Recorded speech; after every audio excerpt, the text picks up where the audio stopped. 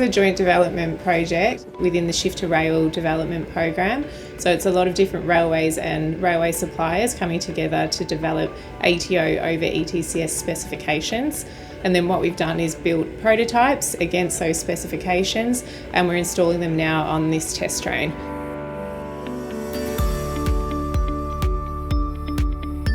Le programme ATO est le pilote automatique des trains. Donc l'ATO a différents avantages. Tout d'abord, il nous permet d'arriver à l'heure. Son deuxième point, ça va être aussi de permettre d'économiser de l'énergie, parce que comme il connaît parfaitement la voie, il va pouvoir arriver à l'heure d'une manière intéressante d'un point de vue énergétique. Comme nous n'avons plus le côté humain, nous pouvons aussi augmenter le nombre de trains par voie. Et aussi, nous diminuons les commandes de traction, et donc du coup, ça diminue aussi les frais de maintenance. My role is to install the ATO equipment, to determine the mechanical installation. The purpose is to drive the train easily. The driver has just to push on a button and then the ATO drives the train. As you can see, the train is moving and we are testing our ATO equipment. Traditionally, a driver driving a train will brake slightly more conservatively. However, once you've got an ATO system driving automatically, you get more capacity on the line. Ce qui est aussi important, c'est que notre but, c'est de ne pas supprimer le conducteur. Le conducteur a toujours la responsabilité de reprendre la main s'il faut. Donc si maintenant il freine, il va automatiquement reprendre la main. Il devra toujours être présent, et justement on va plutôt le former pour qu'il puisse, en cas de problème, pouvoir réagir. Our experience in ATO says that it also decreases the workload of the driver and enables him to focus on the situation ahead of the train. It's a very collaborative process. We've got different countries putting their opinions into how it should work, and then also suppliers, so they can tell us that the technology can actually be developed and that we are making the best technical solution. We cooperate with many companies, and the target is to find the solution that is applicable on all trains and that is acceptable by all companies.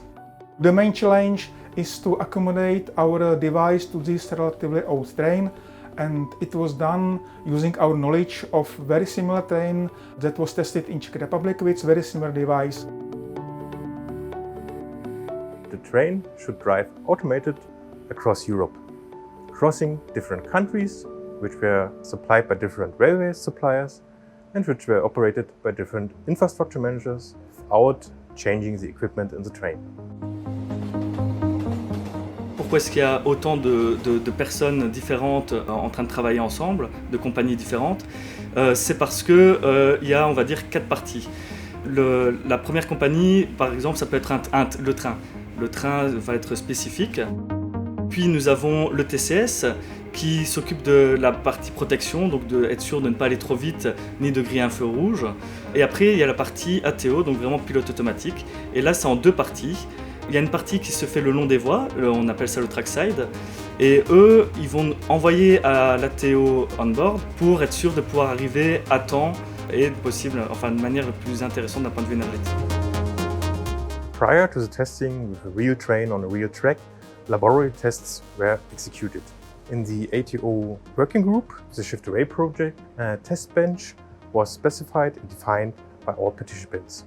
The results of the laboratory tests were discussed together in the working group of the ATO, and some findings were worked into the specification. Finally, a field test strategy was developed, which will now be executed. These tests run through a few stages. The first stage is installation of the equipment on the train, which is what's happening now. And then we'll take the train up to our test site, and then we'll perform tests there with our kit on a live railway. This will be done at night testing, and we'll also go off and do some preliminary tests before we actually run our live scenarios. We're doing tests at night because it's on an operational railway, so we want to make sure that our customers aren't disturbed by our testing activities. At the back here we have our traffic management system. The traffic management system is in charge of managing the schedules. It then distributes those timetables to the ATO track site here. The ATO trackside waits for the train to connect to it. The ATO on board connects to the ATO trackside and receives the schedule destined for that ATO on board. And the ATO on board then runs according to the schedule that it has received. The benefits will be a safer railway. It's taken a lot of the risk of me making a mistake, a human error, out of the equation by the fact I have to react to what the train is telling me. And if I don't, then the train will react and it will stop the train before I can have an incident, a collision, a signal past a danger. Once we roll out these specifications, we'll start seeing ATO implemented on railways across Europe, and this will improve capacity. It'll also improve reliability, and we'll see a lot more trains on the line for customers. The ATO pilot line tests ran for 6 weeks and were undertaken at Network Rail's ETCS National Integration Facility, located in Hertfordshire, England. Operational scenarios used to create the ATO over ETCS interoperable specifications formed the test cases. 6 test cases were conducted, covering a variety of ATO functions, including stopping at stopping points, powerless sections, changing route, and losing ATO operational conditions. These tests demonstrated the interoperability of the ATO over ETCS specifications by testing ATO tracksides and ATO onboards produced by different suppliers. Testing was completed at the end of 2020. All ATO equipment suppliers successfully demonstrated that ATO equipment conformed to the ATO over ETCS specifications and was interoperable. All test scenarios were passed, and the ATO over ETCS specifications were demonstrated to be functional. Some changes to the wording is needed, so the specifications cannot be misinterpreted. Findings from the tests will be input into the CCS TSI 2022, which will include a complete set of Grade of Automation 2 specifications.